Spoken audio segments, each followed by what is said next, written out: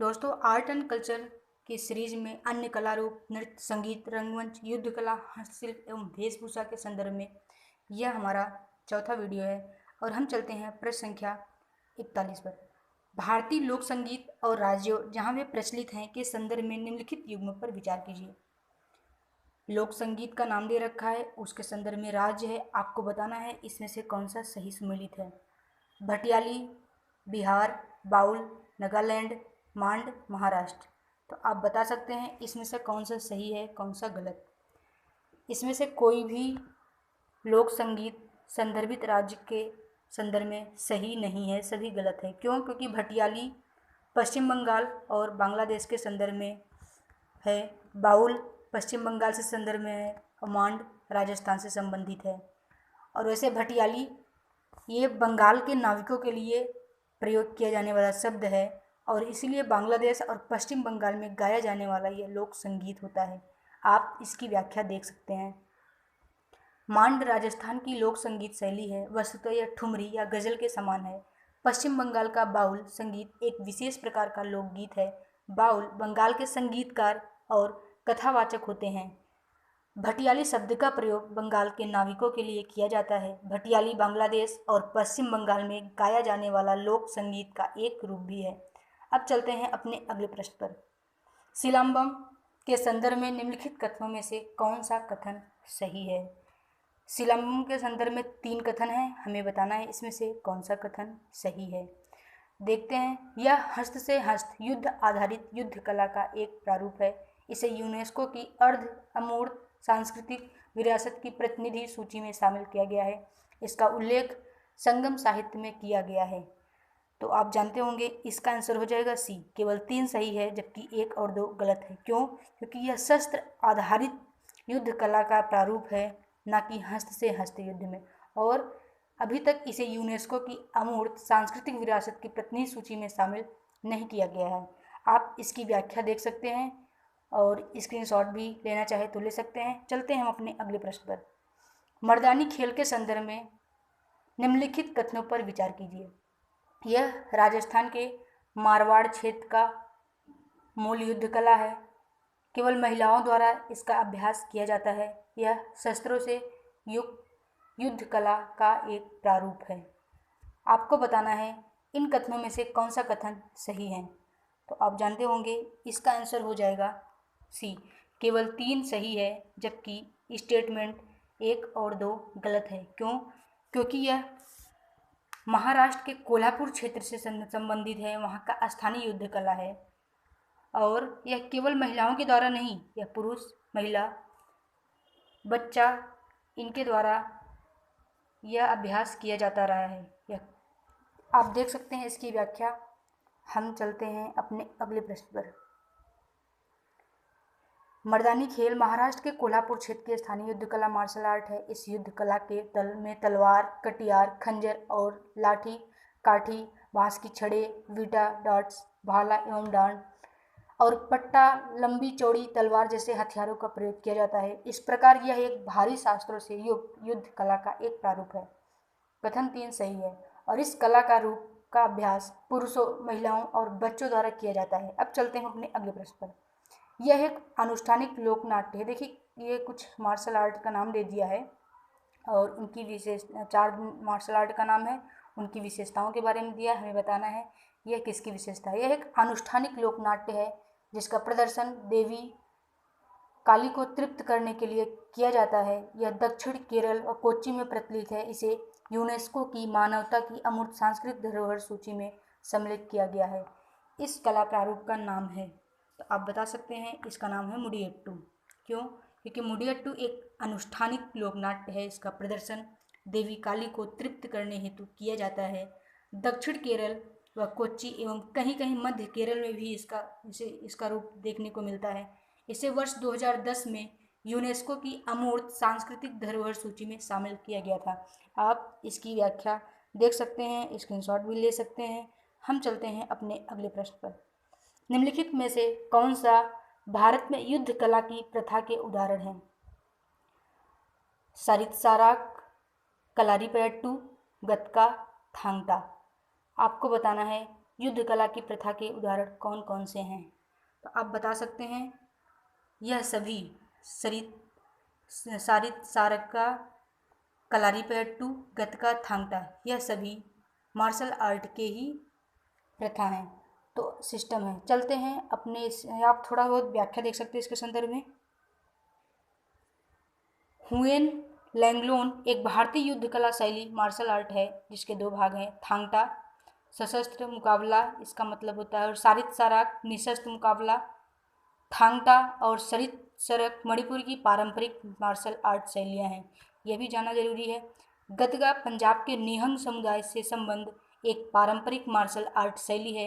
इसमें लाठियों तलवारों की सहायता से युद्ध किया जाता है। कलारीपयट्टू केरल की मार्शल आर्ट युद्ध कला है। चलते हैं अपने अगले प्रश्न पर। निम्नलिखित युग्मों पर विचार कीजिए। कठपुतलियाँ और उनका प्रकार दे रखा है, आपको बताना है इसमें से कौन सा सही सुमेलित है। कुंडेई, धागा कठपुतली, यमपुरी, दस्ताना कठपुतली, पुतुल नाच, छड़ कठपुतली। आप समझ गए होंगे इसका आंसर क्या हो जाएगा। 1 और 3 सही है, मतलब कुंडेई का प्रकार धागा कठपुतली है, पुतुल नाच ये छड़ कठपुतली है, जबकि यमपुरी यह बिहार की एक पारंपरिक छड़ कठपुतली है, ना कि दस्ताना कठपुतली। आप इसके संदर्भ में व्याख्या देख सकते हैं। आपका आंसर हो जाएगा बी। 1 और 3 सही है, 2 गलत है। कठपुतली कला में संचार के माध्यम के रूप में कठपुतलियों का प्रयोग किया जाता है। कठपुतलियाँ विभिन्न प्रकार की होती हैं, उदाहरण के लिए धागा कठपुतलियाँ, छाया कठपुतलियाँ, छड़ कठपुतलियाँ और दस्ताना कठपुतलियाँ। उड़ीसा की धागा कठपुतली को कुंदेई के नाम से जाना जाता है। यमपुरी कठपुतलियाँ बिहार की पारंपरिक छड़ कठपुतली होती है। पश्चिम बंगाल की पारंपरिक छड़ कठपुतली को पुतुल नाच के नाम से जाना जाता है। केरल की पावाकुथु एक प्रमुख दस्ताना कठपुतली है। ये कठपुतलियाँ दस्तानों की तरह हाथ में पहनी जा सकती हैं।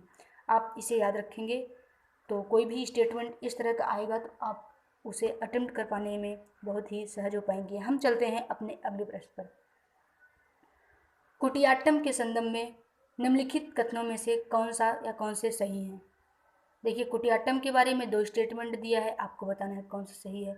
यह संस्कृत रंगमंच है जिसका अभ्यास केरल प्रांत में किया जाता है। इसे यूनेस्को की मानवता की अमूर्त सांस्कृतिक विरासत की सूची में शामिल किया गया है। तो आप जानते होंगे यह दोनों ही कथन सही हैं, फिर भी आप इसकी व्याख्या देख सकते हैं। कुटियाट्टम एक संस्कृत रंगमंच परंपरा है। इसका अभ्यास केरल प्रांत में किया जाता है। इसकी उत्पत्ति 2000 साल से भी पहले हुई थी। कुटियाट्टम संस्कृत नाटकों के संकलन का प्रतिनिधित्व करता है और केरल की स्थानीय परंपराओं को भी दर्शाता है। इसमें हस्त मुद्राओं और नयन संचालन के द्वारा विशिष्ट भाव भंगिमाएँ उत्पन्न की जाती हैं। वर्ष 2008 में इसे यूनेस्को द्वारा मानवता की अमूर्त सांस्कृतिक विरासत की सूची में शामिल किया गया है। अब चलते हैं अपने अगले प्रश्न पर। पावाकुथु, यमपुरी एवं रावण छाया का संबंध किससे है? तो ये नाम पढ़ के आप अभी तक जो डिस्कशन करते चले आए हैं आप समझ गए होंगे ये किसके संदर्भ में है। कठपुतली कला से। इसका आंसर हो जाएगा डी, भारत के विभिन्न क्षेत्रों में प्रचलित कठपुतली कला से। फिर भी आप और भी ऑप्शंस पढ़ सकते हैं। हम इसकी थोड़ा सा व्याख्या देखते हैं, फिर चलते हैं अपने अगले प्रश्न पर। पावाकुथु, यमपुरी एवं रावण छाया का संबंध कठपुतली कला से है। पावाकुथु केरल की पारंपरिक दस्ताना कठपुतली का प्रदर्शन है। यमपुरी बिहार की पारंपरिक छड़ी कठपुतली है तथा रावण छाया उड़ीसा क्षेत्र में कठपुतली मनोरंजन का लोकप्रिय रूप भी है। अब चलते हैं अपने अगले प्रश्न पर। ये नाट्य कला का नाम दे रखा है और उनके संदर्भ में क्षेत्र है, आपको बताना है इसमें से कौन सा सुमेलित है। दसकठिया उड़ीसा, सॉन्ग हरियाणा, अंकिया नाट पश्चिम बंगाल, तमाशा महाराष्ट्र। तो आप जानते होंगे इसमें से लगभग सभी सही है, एक को छोड़कर, और वह है 3, मतलब दसकठिया उड़ीसा के संदर्भ में सही है, सॉन्ग हरियाणा क्षेत्र ये भी सही है, तमाशा महाराष्ट्र के संदर्भ में ये भी सही है, लेकिन अंकिया नाट असम के संदर्भ में है, ना कि पश्चिम बंगाल में। आप व्याख्या देख सकते हैं। अंकिया नाट पश्चिम बंगाल से संबंधित नहीं है बल्कि यह असम का एक परंपरागत एकांकी अनुष्ठानिक नाट्य कला है। इसका प्रारंभ वैष्णव संत शंकर देव तथा उनके शिष्य महादेव द्वारा किया गया। इसे ओपेरा शैली में प्रस्तुत किया जाता है। तथा इसमें कृष्ण की जीवन लीलाओं का चित्रण किया जाता है। दसकठिया उड़ीसा क्षेत्र में लोकप्रिय नाट्य कला है। स्वांग पंजाब तथा हरियाणा में मनोरंजन का लोकप्रिय स्रोत है। हास्य रस के लिए प्रसिद्ध तमाशा महाराष्ट्र क्षेत्र को लोक नाट्य कला है।